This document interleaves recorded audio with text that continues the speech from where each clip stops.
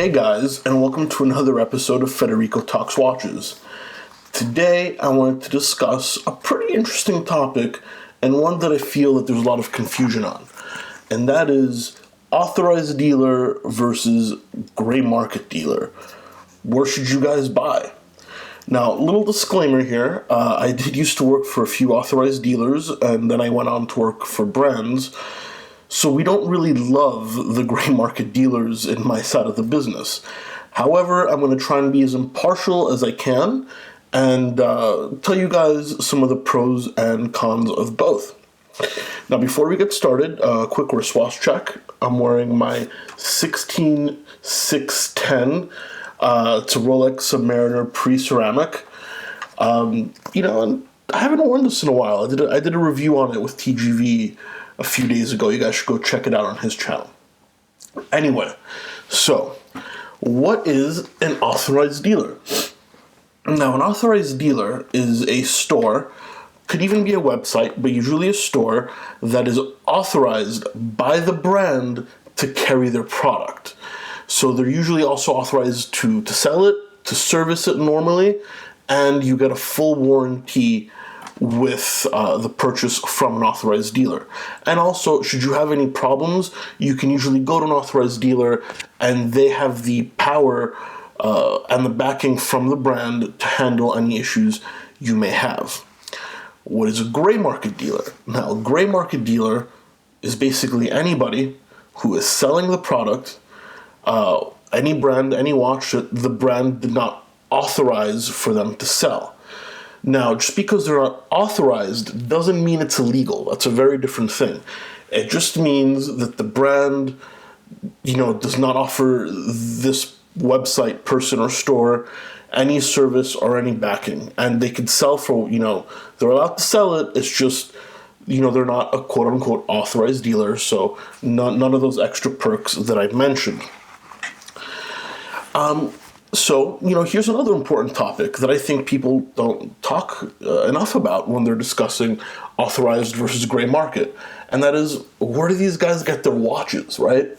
Well, authorized dealers get their watches straight from the company.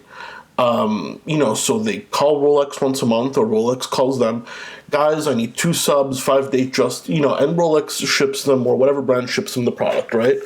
That's how they get their watches, straight from the factory or from the warehouse of the brand. How does a gray market dealer get his watches? Well, on very rare occasions from the brand, even though we'll never admit that.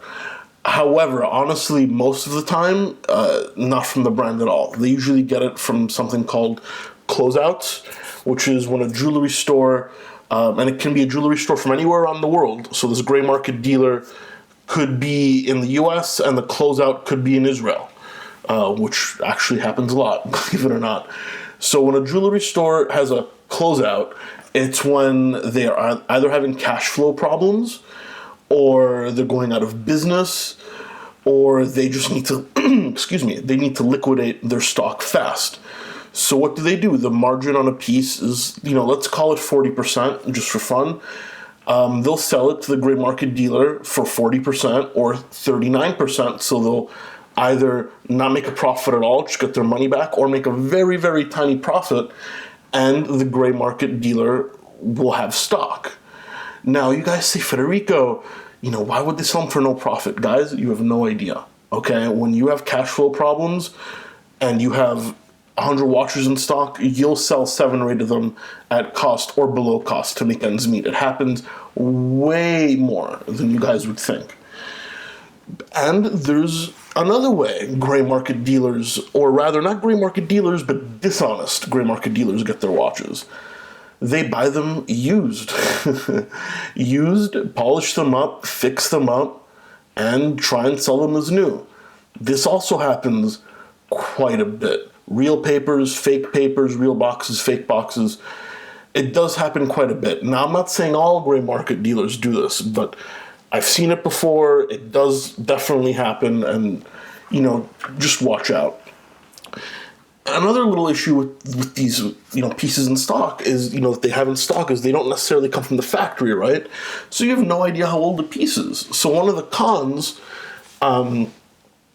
is it could be old stock. I mean, if it's a quartz watch, it could have been sitting there 4 years. You might buy it, and 6 months later, you might need a new battery. Or, the watch, it doesn't need service right away, but the piece could have been sitting around for 5 years, in which case, it's a 5-year-old piece. It could still be new, but it's been sitting around for 5 years. Something to consider. Now, another difference we should talk about is warranty. What is the difference in warranty between the authorized dealer and the gray market dealer? Well, the authorized dealer is authorized to give you the warranty straight from the brand. So most brands, that's 2 or 3 years. Some of them, like the Breitling with the in-house movements, that's 5 years. And they might throw something on top of that themselves. So 5 years from Breitling plus 2 years from my store. The gray market dealer, and pay attention, guys, can usually say they come with a warranty. However, the warranty from the brand is always void. Always. You only get a warranty from the dealer. And depending on the dealer, that warranty might be as good as toilet paper, or it might be great if it's a great gray market dealer.